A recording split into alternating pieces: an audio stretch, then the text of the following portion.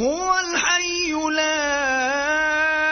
إله إلا هو فادعوه مخلصين له الدين الحمد لله رب العالمين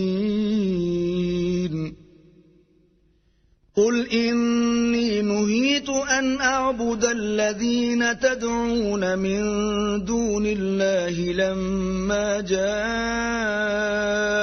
البينات من ربي وأمرت أن أسلم لرب العالمين هو الذي خلقكم من تراب ثم من نطفة ثم من علقة ثم يخرجكم طفلا ثم لتبلغوا أشدكم ثم لتكونوا شيوخا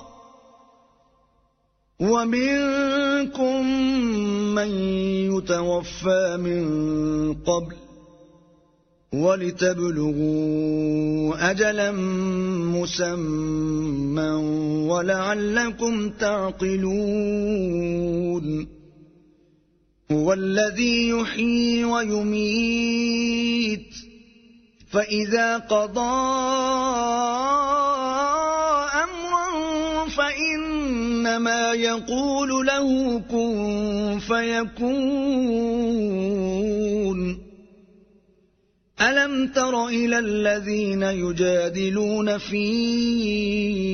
آيات الله أنى يصرفون الذين كذبوا بالكتاب وبما أرسلنا به رسلنا فسوف يعلمون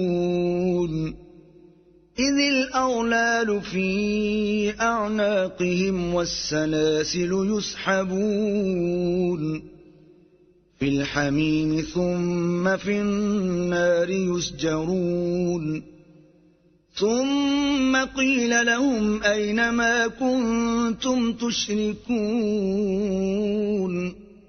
من دون الله قالوا ضلوا عنا بل لم نكن ندعو من قبل شيئا كذلك يضل الله الكافرين ذلكم بما كنتم تفرحون في الأرض بغير الحق وبما كنتم تمرحون ادخلوا أبواب جهنم خالدين فيها فبئس مثوى المتكبرين فاصبر إن وعد الله حق فإما نرينك بعض الذي نعدهم أو نتوفينك فإلينا يرجعون ولقد أرسلنا رسلا من قبلك منهم من قصصنا عليك ومنهم من لم نقصص عليك وما كان لرسول أن يأتي بآية إلا بإذن الله فإذا جاء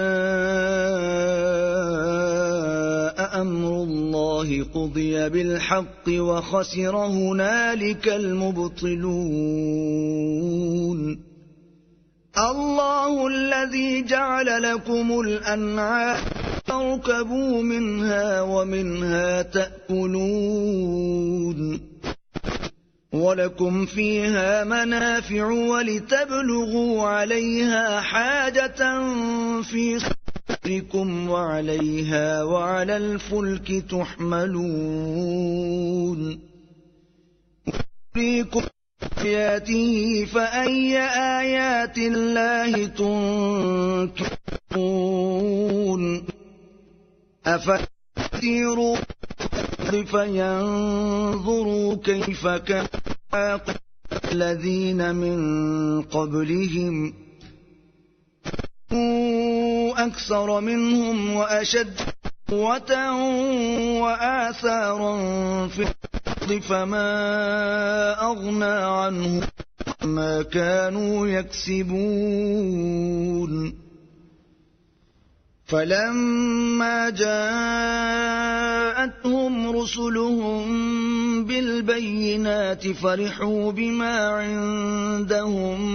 من العلم وحاق بهم ما كانوا به يستهزئون